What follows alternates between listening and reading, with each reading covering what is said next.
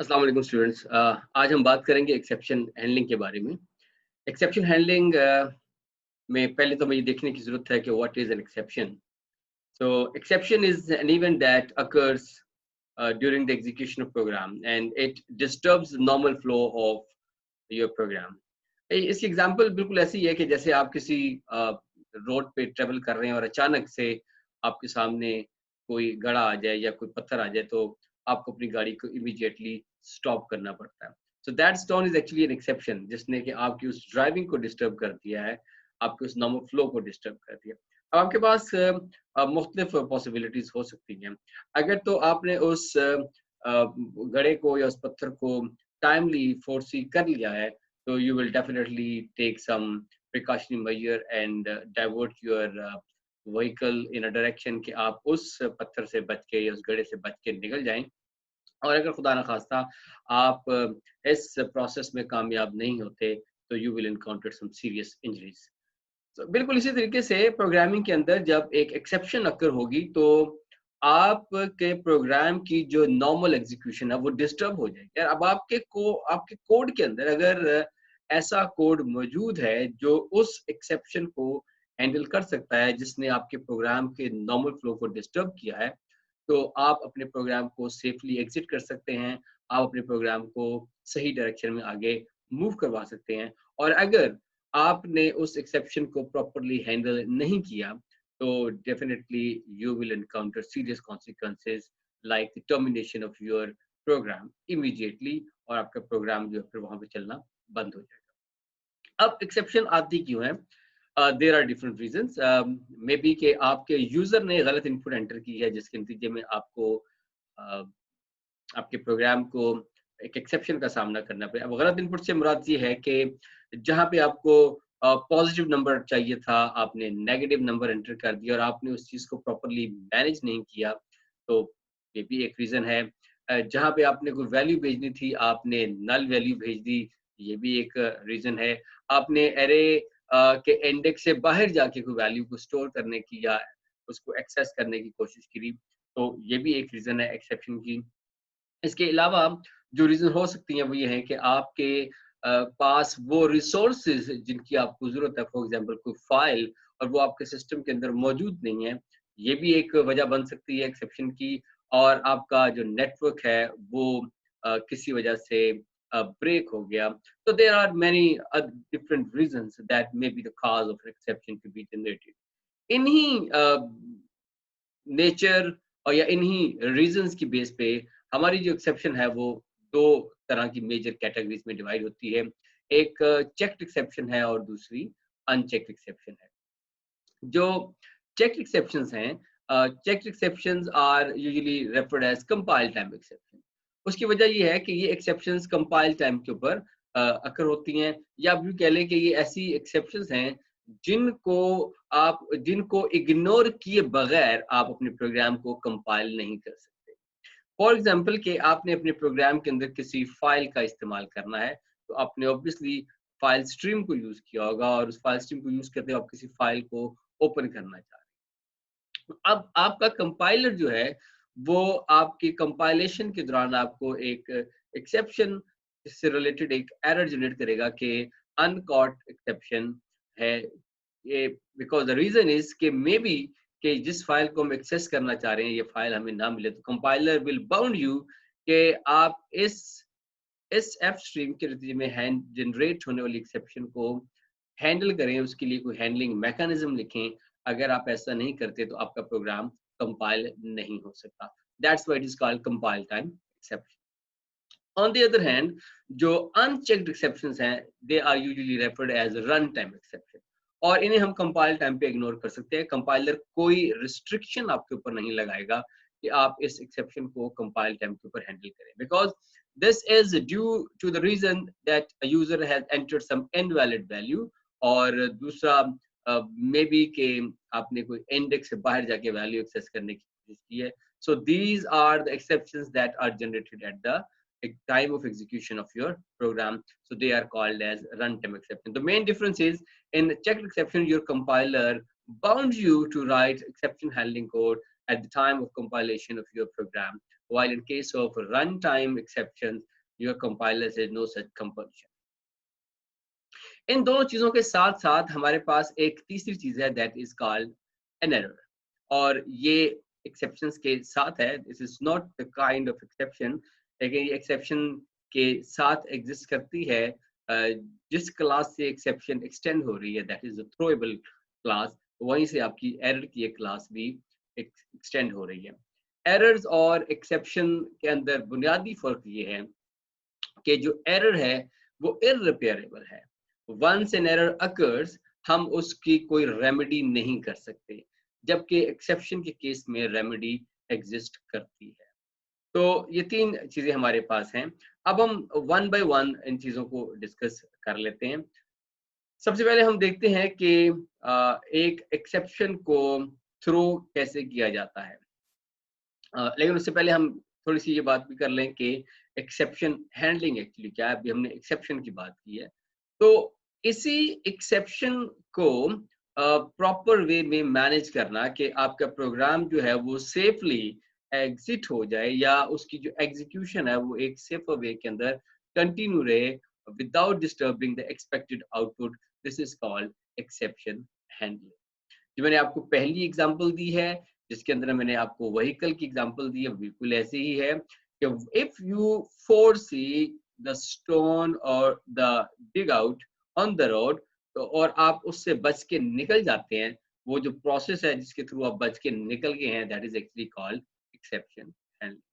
तो अब हम देखते हैं कि एक्सेप्शंस को थ्रो कैसे किया जाता है. एक्सेप्शन को थ्रो करने के लिए we have to make use of keyword throw. This keyword is used to throw an exception to the caller of the method. So usually ऐसा होगा कि जब हम किसी मेथड को कॉल करेंगे, तो अगर उस मेथड के अंदर कोई एक्सेप्शन जनरेट हुई है, तो हमने उसको थ्रो करना है to the client side. What is the advantage of throwing an exception? फायदा ये है कि अगर हमने लास्ट वीडियो में बात की थी कि हम एरर्स को हैंडल करते हैं यूजिंग एन इफ स्टेटमेंट, और we may make use of non void return value. अब उन दोनों केसेस में अगर आप कोई टेक्स्ट मैसेज प्रिंट कर देते हैं या कोई आप non void return value send करते हैं, तो आपकी क्लाइंट साइड जहां पे आपने वैल्यू रिटर्न करवाई है, वो उसको इग्नोर कर सकते हैं. लेकिन एक्सेप्शन थ्रो करने का एडवांटेज ये है कि an exception can not be simply ignored.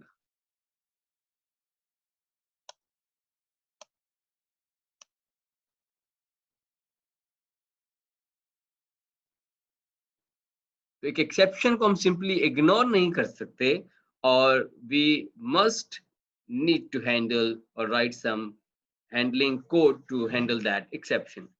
अब अगली बात ये है कि किसी एक्सेप्शन का ऑब्जेक्ट कैसे जनरेट होगा. So we have to make use of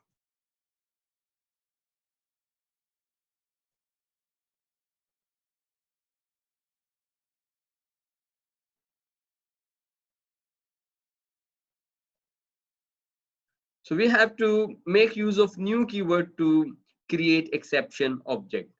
So इसका syntax कुछ यूं बन जाएगा कि throw new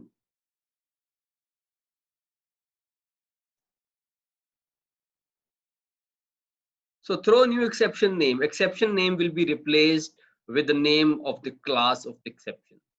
तो इस तरीके से जिस भी मेथड के अंदर हमें एक्सेप्शन मिलेगी, हम वहां पर इसी न्यू के कीवर्ड को यूज करते हुए एक्सेप्शन का ऑब्जेक्ट क्रिएट करेंगे, and we will throw exception to the caller, यानी जिसने इस मेथड को कॉल किया है. अब एक्सेप्शन की डिफरेंट रीजंस हो सकती हैं, अब उन्हें हम वन बाय वन डिस्कस कर लेते हैं.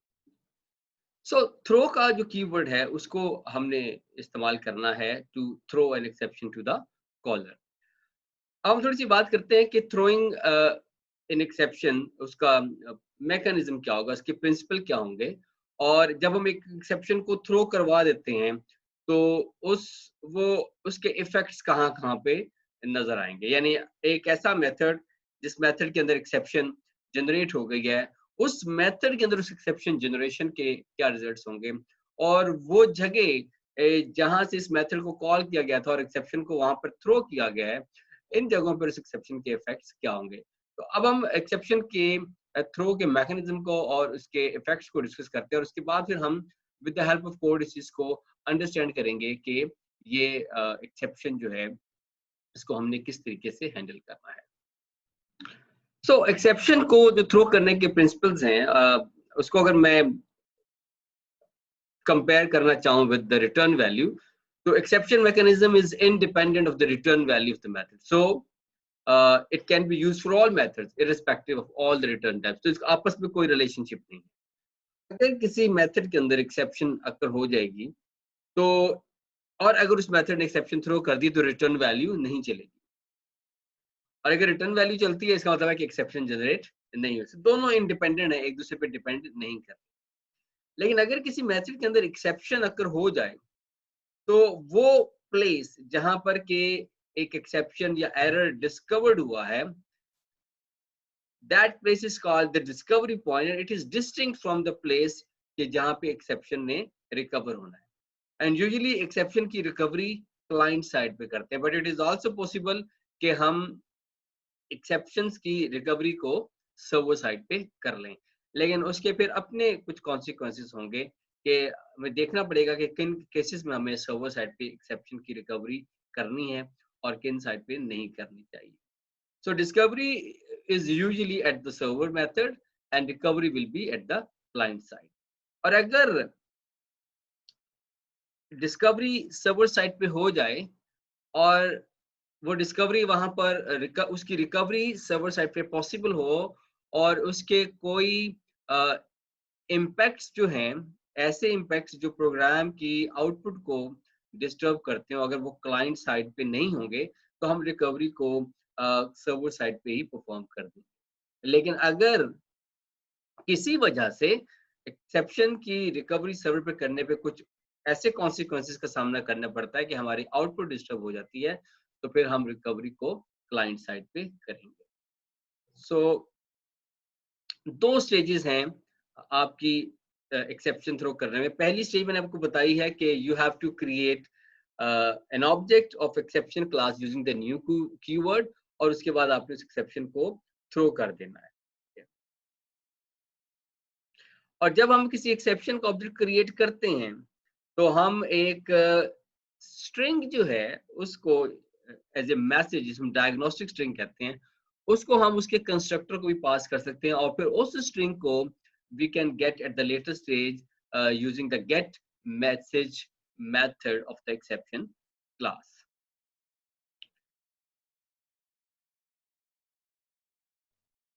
अब जब कोई एक्सेप्शन जनरेट होगी और उस एक्सेप्शन के क्या इफेक्ट्स होंगे, तो दो पॉसिबल इफेक्ट्स हैं। एक तो इफेक्ट है उस मेथड के अंदर कि जहां पर प्रॉब्लम डिस्कवर हुआ और उसने एक्सेप्शन थ्रो की, और दूसरा इफेक्ट उसका आएगा उस जगह पर जहां पर के इस प्रॉब्लमेटिक मेथड को कॉल किया गया।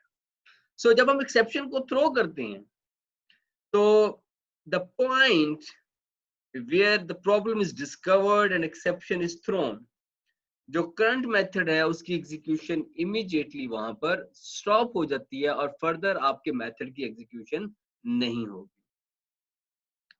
तो एक तो आपका मेथड एबनॉर्मल टर्मिनेट हो गया। इसका मतलब है कि उस मेथड ने अगर कोई वैल्यू रिटर्न करनी थी तो अब वो वैल्यू भी रिटर्न नहीं होगी।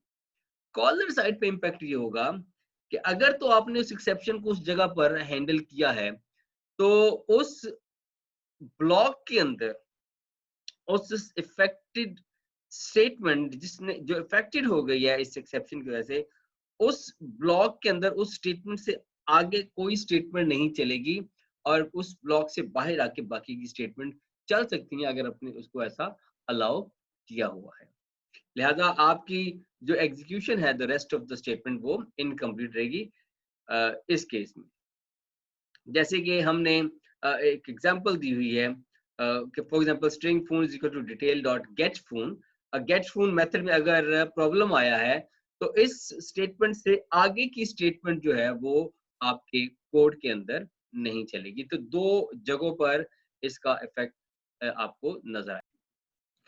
ओके, अब हम कोड की तरफ चलते हैं और फिर कोड की मदद से इस चीज को समझते हैं कि एक्सेप्शन जो है वो किस तरह से हमारे प्रोग्राम को इफेक्ट करती है और इसकी प्रॉपर हैंडलिंग किस तरीके से हमें आगे हेल्प करती है। देखिए, पहली चीज जिसको हम डिस्कस करने जा रहे हैं वो ये है कि how can we prevent the creation of object by using exception handling. अगर मैं एक्सेप्शन हैंडलिंग को यूज ना करूं तो हम ऑब्जेक्ट की क्रिएशन को स्टॉप नहीं कर सकते। फॉर एग्जांपल कि अगर किसी क्लास के अंदर आपने किसी क्लास के ऑब्जेक्ट को क्रिएट करना है विद सम पॉजिटिव वैल्यू और आप उसको कोई नेगेटिव वैल्यू पास कर देते हैं और अगर आपने उसको हैंडल नहीं किया, इवन अगर आप एक इफ स्टेटमेंट का भी इस्तेमाल कर लें, उसके बावजूद हम ऑब्जेक्ट की क्रिएशन को स्टॉप नहीं कर सकते, क्योंकि ऑब्जेक्ट की क्रिएशन उस इफ स्टेटमेंट के बाद भी हम ज़्यादा से ज़्यादा क्या कर सकते हैं कि अगर हम कहते हैं कि वैल्यू पॉजिटिव नहीं है तो उसको इंस्टेंशिएट ना करें, मतलब वेरिएबल को इनिशियलाइज ना करें, लेकिन कंस्ट्रक्टर की एग्जीक्यूशन कंप्लीट हो जाएगी और कंस्ट्रक्टर की एग्जीक्यूशन कंप्लीट होने का मतलब ये है कि आपका ऑब्जेक्ट क्रिएट हो गया है।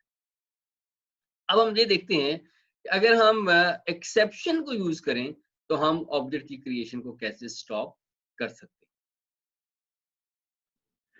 ओके, ये हमने एक क्लास लिखी है माय एक्सेप्शन के नाम से, जिसके अंदर एक फील्ड है एक्स और ये इसका कंस्ट्रक्टर है और इस कंस्ट्रक्टर के अंदर अभी हमने इफ की स्टेटमेंट का इस्तेमाल किया है टू मेक श्योर कि इसके अंदर नेगेटिव वैल्यू स्टोर ना हो और विद इंटेंशन कि अगर नेगेटिव वैल्यू नहीं है तो ऑब्जेक्ट भी क्रिएट ना हो और फिर इसकी वैल्यू को हम एक्सेस करेंगे। इसी के साथ हमने एक अपनी ड्राइवर क्लास लिखी है जिसमें हमने उसका ऑब्जेक्ट बनाया है। अभी इसका ऑब्जेक्ट पॉजिटिव वैल्यू के साथ है और फिर उसकी वैल्यू को हमने एक्सेस किया है। अब इस प्रोग्राम को हम चला के देखते हैं कि ये प्रोग्राम हमें क्या रिजल्ट्स देता है।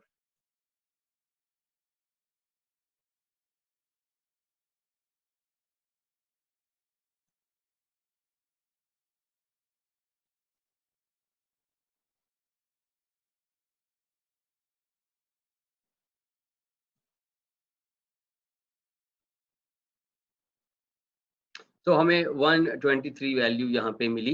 अब मैं इसी प्रोग्राम में अपने ड्राइवर प्रोग्राम में इस वैल्यू को -123 करता हूँ और हमारी इंटेंशन ये है कि हमारा ऑब्जेक्ट क्रिएट ना हो, लेकिन हम देखेंगे कि हमारा ऑब्जेक्ट जो है वो -123 के साथ तो नहीं, लेकिन डिफ़ॉल्ट वैल्यू के साथ क्रिएट हो गया। ऑल्दो कि हमारी स्क्रीन पे ये मैसेज भी आया है कि object can not be created और जब कोई ऑब्जेक्ट क्रिएट नहीं होता तो उसके बाद मेथड इन्वोक नहीं हो सकता, लेकिन हमारा मेथड इन्वोक हो गया है। इट मीन्स कि हम अपने ऑब्जेक्ट को की प्रिवेंशन नहीं कर सके, उसकी हम स्टॉप नहीं कर सके। तो अब हम अपने उसी माय एक्सेप्शन की क्लास में जाके मॉडिफिकेशन करते हैं और इस एल्स की क्लास के अंदर हम बजाय इसके कि हम ये मैसेज लिखें, हम थ्रो करते हैं एक इल्लीगल आर्ग्यूमेंट एक्सेप्शन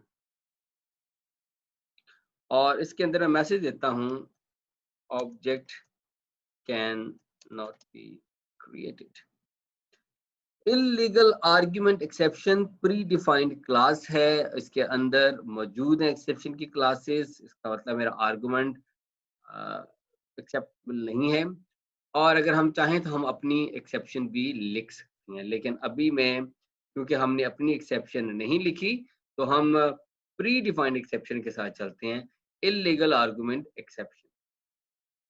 और ये हमने काम किया और अब हम इसको सेव करने के बाद मैंने अपने एक्सेप्शन ड्राइवर की क्लास में अभी तक एक्सेप्शन हैंडलिंग नहीं की। और अब हम देखते हैं इस प्रोग्राम को कंपाइल करके, तो कंपाइल टाइम पे कोई एरर नहीं आया क्योंकि this is an unchecked exception, तो रन टाइम पे एक्सेप्शन जो है वो जनरेट होनी है। तो हमें रन टाइम पे एक्सेप्शन आ गई और लिखा भी आया है कि object can not be created, और अब आप देख रहे हैं कि जो डिफॉल्ट वैल्यू थी 0 अब वो डिस्प्ले नहीं। इस केस में हमने चूंकि एक्सेप्शन को हैंडल नहीं किया, लिहाजा मेरा प्रोग्राम जो है वो इमीडिएटली टर्मिनेट हो गया। अब आप देखें कि एक्सेप्शन के, अगर मैं यहाँ पे पॉजिटिव वैल्यू देता हूँ तो, और इस प्रोग्राम को हम दोबारा से कंपाइल करते हैं,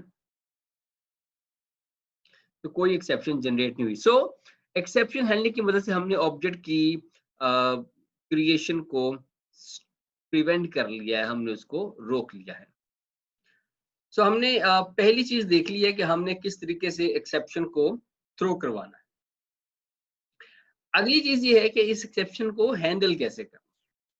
एक्सेप्शन को हैंडल करने के लिए we have to make use of try catch block. So हम ट्राई के ब्लॉक के अंदर वो कोड लिखेंगे जो हमारा एक्चुअल कोड है, जिसके ऊपर हम एंटिसिपेट कर रहे हैं कि एक्सेप्शन आ सकती है।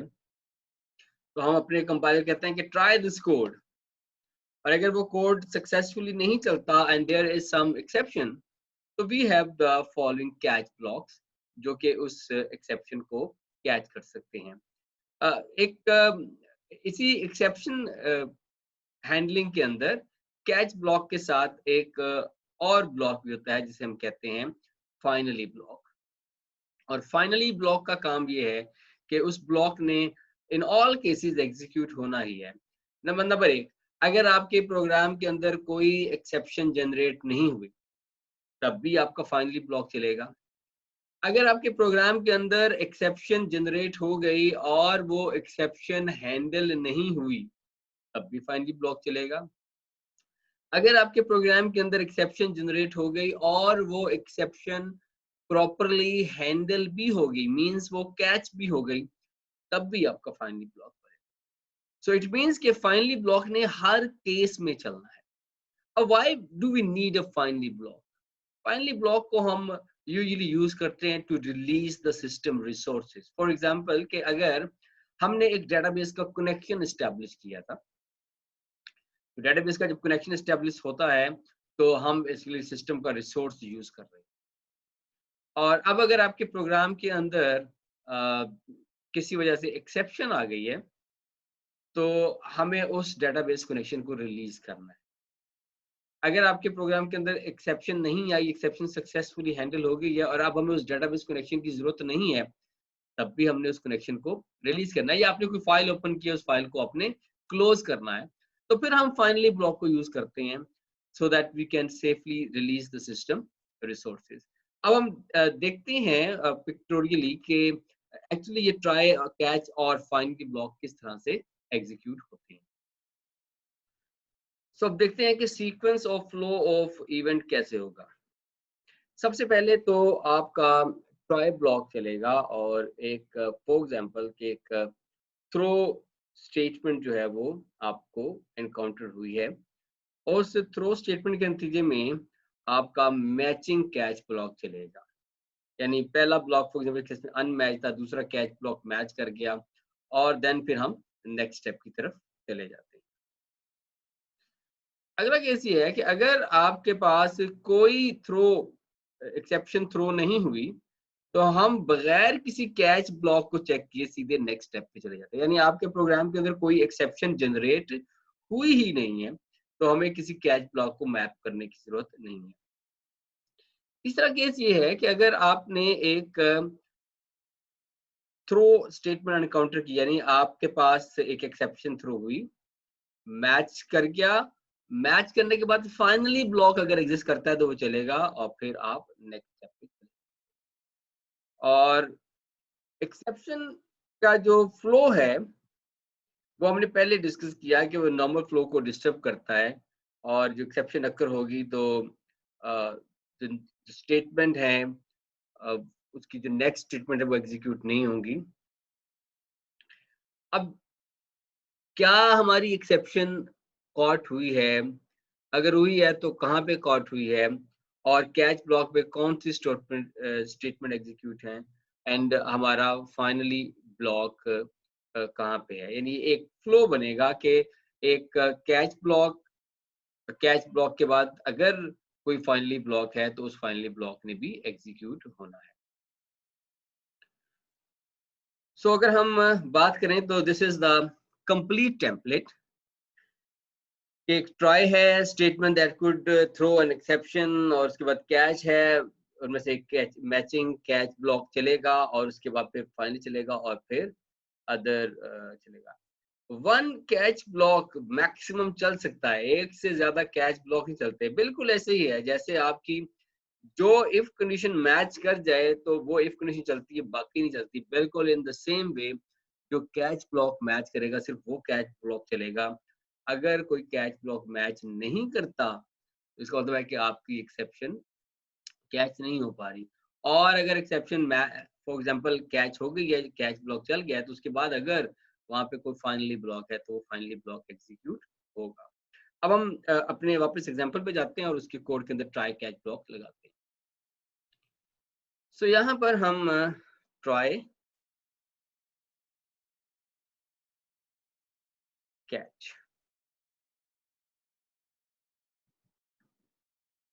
और यहाँ पर मैं लिखने लगा हूँ अभी exception, that is a parent class, exception E for example, और फिर मैं कहता हूँ सिस्टम डॉट आउट डॉट।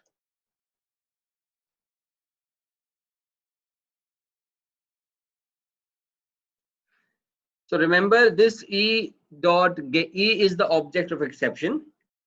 जो एक्सेप्शन का ऑब्जेक्ट थ्रो हुआ है वो इलीगल आर्गुमेंट एक्सेप्शन का, that is actually the child class of exception class. तो अगर हम सब टाइपिंग के फिनोमेना को देखें तो ये एक्सेप्शन पैरामीटर में उस ऑब्जेक्ट को हैंडल करने की एबिलिटी रखता है, या अपने अंदर स्टोर करने की, और उसके ऊपर ये मेथड जो है वो कॉल हो जाएगा। अब हम अपने इस प्रोग्राम को दोबारा से चलाते हैं और फिर देखते हैं कि हमें क्या रिजल्ट्स मिलते हैं। क्योंकि अभी मैंने पॉजिटिव वैल्यू से दिया था, प्रोग्राम सक्सेसफुली चला है। अब हम अपने प्रोग्राम के अंदर एक नेगेटिव वैल्यू एंटर करते हैं। ये एक्सेप्शन की क्लास थी और ड्राइवर क्लास के अंदर we place some negative value, और इस नेगेटिव वैल्यू के साथ अगर इस प्रोग्राम को कंपाइल करना चाहें तो अब देखते हैं। So object can not be created. एक तो वो जो प्रोग्राम था जो पहले हमारा टर्मिनेट हो गया था, अब वो प्रोग्राम टर्मिनेट नहीं हुआ बल्कि सेफली एग्जिट हो गया, और हमने ऑब्जेक्ट की क्रिएशन स्टॉप कर दी। ठीक है। सो इस चीज को हम फर्दर देख सकते हैं कि अगर मैं इस कैच ब्लॉक से बाहर आके अगर मैं उस ऑब्जेक्ट के ऊपर उसका मेथड कॉल करना चाहूंगा तो मुझे एरर जनरेट कर देगा। अब हम देखते हैं कि अगर हम फॉर एग्जांपल अगर अपनी इस ही एक्सेप्शन क्लास में मैं एक एरे जनरेट करता हूं, और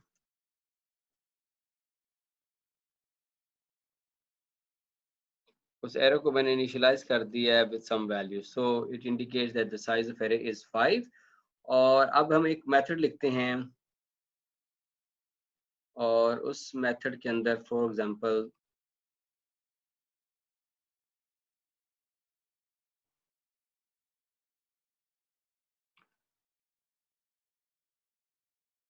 हम एक लूप लगाते हैं for int i is equal to 0 से i less than 6 for example, और आई प्लस प्लस। मेरी एरे की वैल्यूज जो हैं वो 5 हैं।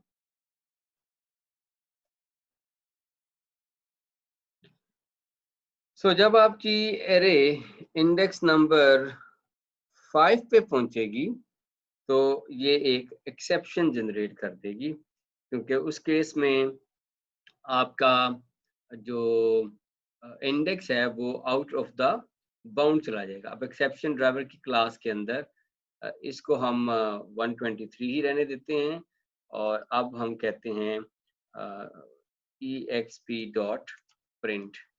तो इस मेथड के ऊपर हम देखते हैं कि अब हमें क्या मैसेज मिलता है।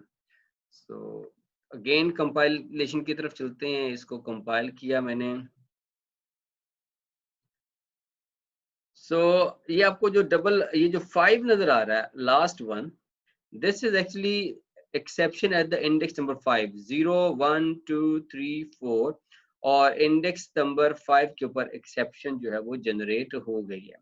अब आपको अगर मैं वहां से खुद से एक्सेप्शन को जनरेट करवाता या थ्रो करवाता तो मैं एक मैसेज दे सकता था। ये एक्सेप्शन चूंकि सिस्टम ने जनरेट की है बाय इंडिकेटिंग कि जी एक ऐसे इंडेक्स को आप एक्सेस कर रहे हैं जो एग्जिस्ट नहीं करता। तो इस चीज को हम क्रॉस चेक कर लेते हैं जस्ट कि जी ये 5 एक्चुअली कौन सा 5 है। तो जस्ट मैं अपनी एक एक्सेप्शन की क्लास में जो मेरी एरे की वैल्यूज हैं उनको मैं थोड़ा सा चेंज कर देता हूँ। ये वैल्यू 11 कर देते हैं और ये वैल्यू 10 कर देते हैं, जस्ट टू इंडिकेट के 5 एक्चुअली वो एरर है जो इंडेक्स की वजह से आया है। सो अगेन 11 के बाद 5 मींस कि आपने एक इंडेक्स 5 को एक्सेस किया है जो कि एक गलत इंडेक्स है। अब अगली चीज देखते हैं कि अगर हमारी एक्सेप्शन की क्लास में मैचिंग ब्लॉक ना हो, for example exception is the parent class of all exceptions, तो ये तो हैंडल कर लेगी। लेकिन अगर मैं इसकी जगह यहाँ पे लिखता हूँ इल्लीगल आर्ग्यूमेंट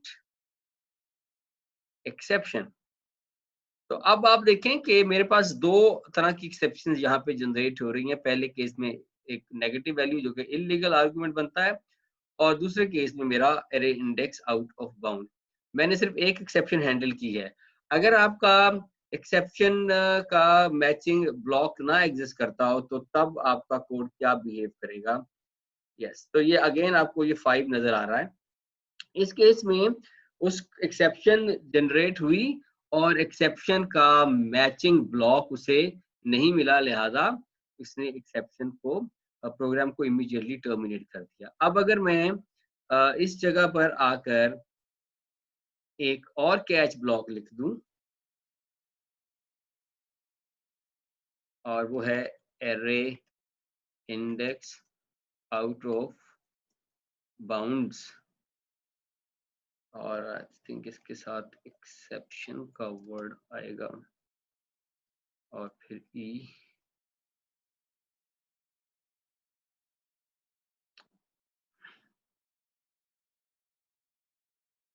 अब वापस इसको चलाते हैं और अब देखते हैं कि हमारा एरर क्या हैंडल हुआ। Array index out of bounds exception, let me check के ये एक्सेप्शन का एग्जैक्ट स्पेल क्या है। सो इस केस में हमारे ये स्पेलिंग्स मिस्टेक आई हुई है, सो इसको हमने करेक्ट किया और वापस आए, दोबारा इसको कंपाइल करते हैं एंड आई होप कि this yes we have no error. और अब देखिएगा कि यस मेरी एक्सेप्शन प्रॉपर्ली हैंड। सो अगर एक से ज्यादा कैच ब्लॉक होंगे तो जो कैचिंग ब्लॉक मैच कर रहा होगा वो कैच ब्लॉक चलेगा। अब एक छोटी सी बात जो डिस्कस करनी है वो ये है कि इसके अलावा हम यहाँ पर अगर एक और ब्लॉक लगा दें, मैंने इसको फिलहाल खाली छोड़ दिया और इसके नीचे मैं लगा रहा हूँ फाइनली और इसको मैं कहता हूँ कि system.out.println I will execute in all cases। so ये एक स्टेटमेंट है जिसके केस में वो कहता है कि मैं हमेशा चलूंगा और इसको हम वेरीफाई करते हैं कि वाकई हमेशा चलेगा। अभी पहले केस में एक्सेप्शन आई और हैंडल हो गई, एक्सेप्शन आई और हैंडल हो गई। सो इस केस में एक्सेप्शन आई है और हैंडल होगी, तो I will execute in all cases, यानी एक्सेप्शन आई और हैंडल हुई तब भी ये चला। अब हम दूसरा केस लिखते हैं जहाँ पे एक्सेप्शन आएगी और हैंडल नहीं होगी।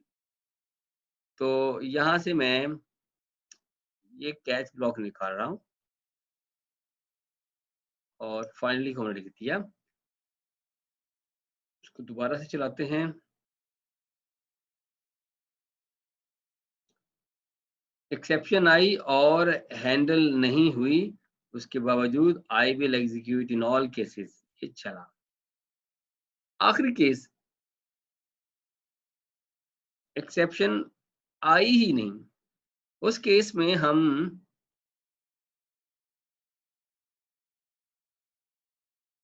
अपनी एक्सेप्शन के क्लॉज में जाते हैं और इस लूप को हम फॉर एग्जांपल लेस देन 5 कर देते हैं, तो ताकि ये 4 तक चले और अब हमारी एक्सेप्शन भी नहीं आएगी और प्रोग्राम सक्सेसफुली चलेगा और फिर भी आपका final check. Finally is the block जो कि हर केस के अंदर चल रहा है। अब एक और चीज वो ये है कि हम कैच ब्लॉक को किस सीक्वेंस में लिखेंगे। अच्छा, हमने यहाँ पर इस एक्सेप्शन को, जो पेरेंट क्लास एक्सेप्शन, सबसे आखिर में लिखा है। तो अगर मैं इसको उठा के ऊपर ले जाऊं सबसे पहले, तो आप देखेंगे कि हमें एक एरर रिपोर्ट होगा और वो एरर रिपोर्ट ये होगा कि एक्सेप्शन ऑलरेडी कॉट। ठीक है, तो इसका मतलब है कि अगर आपने पेरेंट क्लास एक्सेप्शन को का कैच ब्लॉक सबसे पहले लिख दिया, तो उसके बाद फिर किसी और कैच ब्लॉक को लिखने की जरूरत नहीं रहती, क्योंकि वो तमाम एक्सेप्शन को कैच करने की एबिलिटी रखता है। लेकिन अगर आपने उसको लिखना है, then it would be the last catch block है जिसके अंदर आपकी पेरेंट क्लास की एक्सेप्शन आएगी। सो इसका मतलब है कि इलीगल यहाँ पे एरे यहाँ पे हैंडल होगी और इसके अलावा अगर कोई एक्सेप्शन होगी तो ये वाला कैच ब्लॉक उसको हैंडल कर लेगा। तो लेकिन अगर इसको हम सबसे पहले लिख दें तो फिर उस केस में हमें कंपाइल टाइम पे ही एरर रिपोर्ट हो जाएगा। सो अगेन इसको दोबारा से चलाया, now our program is successfully executed. So I hope कि आपको रन टाइम एक्सेप्शन की समझ आ गई है और ये भी समझ आ गई है कि किस तरीके से आपने एक्सेप्शन को हैंडल करना है। अब एक छोटी सी एग्जांपल डिस्कस करते हैं जिसके साथ हम एक तो चेक्ड एक्सेप्शन को समझ लेंगे और उसके साथ साथ एक और कीवर्ड है थ्रोज, जिसको हम समझेंगे। तो थ्रो और थ्रोज दो डिफरेंट कीवर्ड्स हैं जो कि एक्सेप्शन हैंडलिंग के अंदर यूज होते हैं। जो थ्रो का कीवर्ड है वो यूज होता है टू थ्रो एन एक्सेप्शन, और जो थ्रोज का कीवर्ड है उसको हम यूज करते हैं to indicate, explicitly indicate a client that if you want to use this method, then you need to handle the exception that this method throws. तो throws keyword ये बताता है कि ये method एक exception throw करता है, लिहाजा इसको कंपाइल टाइम पे हैंडल करें। एंड यूजुअली थ्रोज का कीवर्ड्स उन मेथड्स के साथ यूज होता है जो कि चेक्ड एक्सेप्शन थ्रो करते हैं। आज दो कि आपका कंपाइलर आपको अलाउ करता है कि आप रन टाइम एक्सेप्शंस थ्रो करने वाले मेथड्स के साथ भी थ्रोज का कीवर्ड यूज कर लें, लेकिन usually we have to make use of this keyword with the methods that throws a checked exception, just to give an indication to the client कि अगर आपने इस method को use करना है then you have to write proper exception handling mechanism। अभी एक छोटी सी एग्जांपल के साथ इन दोनों चीजों को अंडरस्टैंड कर लेते हैं कि अगर कोई मेथड चेक्ड एक्सेप्शन थ्रो करता है तो क्या उसको हैंडल किए बगैर हम प्रोग्राम कंपाइल कर सकते हैं। और अगर कोई मेथड थ्रोज का कीवर्ड यूज करता है और जो उस मेथड को यूज करेगा, क्या वो मेथड उसको एक्सेप्शन हैंडलिंग कोड लिखे बगैर उसको एग्जीक्यूट कर सकता है या नहीं। तो इस एग्जांपल को हम कोड करके देखते हैं। ओके जी, इस फाइल में आप देखेंगे कि हमने एक क्लास लिखी है फाइल नोट फाउंड डेमो और मेन मेथड है, और हमने इसके अंदर एक फाइल को ओपन किया है, और फिर उस फाइल को हमने रीड किया है, यानी नई फाइल क्रिएट करके उसको हमने रीडिंग के लिए ओपन किया। इस प्रोग्राम को हम कंपाइल करते हैं और फिर देखते हैं कि ये प्रोग्राम हमें क्या एरर देता है। तो just Java c file note on demo dot.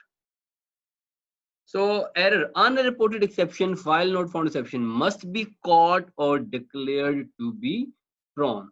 अब इस केस में we need to explicitly write a try catch block यहाँ पर, यानी इससे पहले जब तक एक्सेप्शन थ्रो नहीं होती थी तब तक हमें एरर नहीं आ रहा था, लेकिन ये एक्सेप्शन जो है आपने देखा है कि कंपाइल टाइम पे ही हमें नजर आ गई है। तो इस केस में अब मैं एक कैच ब्लॉक लिख रहा हूँ और एक्सेप्शन ई, ऑल्दो कि ये मेरा कैच ब्लॉक खाली है।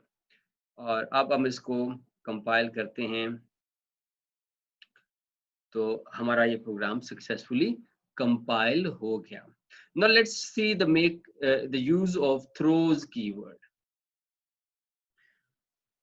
ओके, अब हमने एक इसी अपनी माइक्स क्लास में ये एक नया मेथड लिखा है, और इस मेथड में वही दो स्टेटमेंट, लेकिन अब ये मेथड एक्सप्लिसिटली कह रहा है कि throws file not found exception, यानी ये मेथड कह रहा है कि मैं एक्सेप्शन थ्रो करता हूं, और इस थ्रोज के कीवर्ड और फाइल नोट फाउंड एक्सेप्शंस को यूज करने के लिए हमें एक्सेप्शन की क्लास को इंपोर्ट करवाना पड़ेगा। So I have written this import explicitly, मैंने java.io.file not found exception class को इंपोर्ट करवाया है, क्योंकि उसको मैंने यहाँ पे यूज किया हुआ। So throws file not found exception. अब मैं अपनी इस माई एक्सेप्शन की क्लास के प्रोग्राम को कंपाइल करता हूँ। इससे पहले जब हमने फाइल ओपनिंग के कोड को ट्राई कैच ब्लॉक में नहीं लिखा था तो हमें एरर आया था। अब देखते हैं कि माई एक्सेप्शन डॉट जावा, कोई एरर नहीं आया। अब वापस अपने कोड में चलते हैं और यहां से मैं इस स्टेटमेंट को अगर हटा दूं और फिर उसके बाद हम दोबारा से प्रोग्राम को कंपाइल करें, तो no we have an exception, यानी अब वो कहता है कि उसको हैंडल करें। पहले जब हम थ्रोज का कीवर्ड यूज कर रहे हैं, वापस कोड में जाता हूं, और जब हम थ्रोज का कीवर्ड यूज कर रहे हैं तो हमने ये कहा कि ये मेथड एक्सेप्शन थ्रो करता है, और कंपाइलर को हमने कहा कि जो भी ऑब्जेक्ट इस क्लास को यूज करेगा या जो भी कोई दूसरा मॉड्यूल इस क्लास के इस मेथड को यूज करेगा, ये सारी की सारी जिम्मेदारी उस पे है कि वो उस एक्सेप्शन को हैंडल करे। अब अपने ड्राइवर की क्लास में वापस जाते हैं, एक्सेप्शन ड्राइवर, और मैंने यहाँ पर ये दो स्टेटमेंट्स ऐड की हैं। अब मैंने इस नया ऑब्जेक्ट बनाया है और एक मैंने गेट फाइल को कॉल किया है। और अब इस प्रोग्राम को अगर मैं कंपाइल करूं,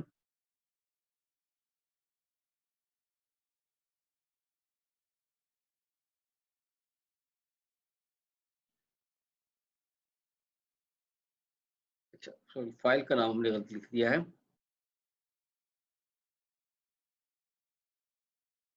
एक्सेप्शन ड्राइवर।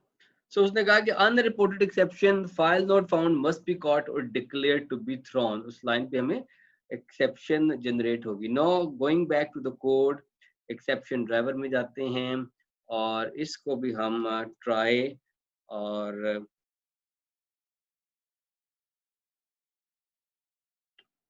इसके लिए मैंने अलग से कैच ब्लॉक लिख दिया है। सो एक प्रोग्राम के अंदर एक से ज्यादा ट्राई और कैच ब्लॉक्स हो सकते हैं, तो कितनी। अब इसको हम दोबारा से चलाते हैं,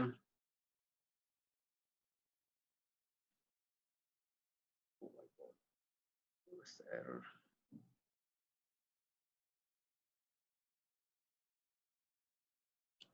So this is the error. Save.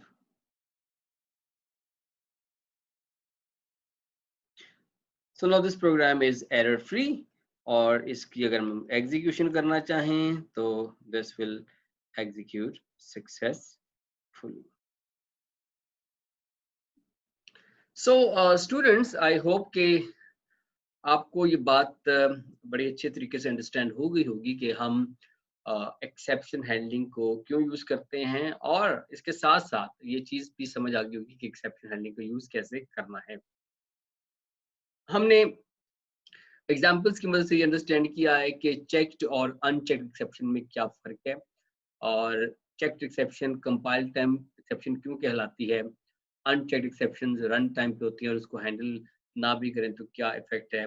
हमने थ्रो और थ्रोस के कीवर्ड के अंदर डिफरेंस को और उसकी एप्लीकेशन को देखा। हमने देखा कि एक से ज़्यादा कैच ब्लॉक प्लेस हो सकते हैं, और उन कैच ब्लॉक्स में से एक वक़्त में सिर्फ़ और सिर्फ़ एक कैच ब्लॉक चलता है। इसके साथ-साथ हमने देखा है कि एक फाइनली ब्लॉक है जो कि ऑल केसेज़ में, चाहे आपकी एक्सेप्शन हो या ना हो, एग्ज़ीक्यूट होता है। तो अब अगली वीडियो के अंदर हम यूज़र डिफाइंड एक्सेप्शन के ऊपर बात करेंगे, और हम एक एग्ज़ाम्पल साथ इस चीज़ को अंडरस्टैंड करेंगे कि how can we write a user defined exception. So thank you very much for today's lecture.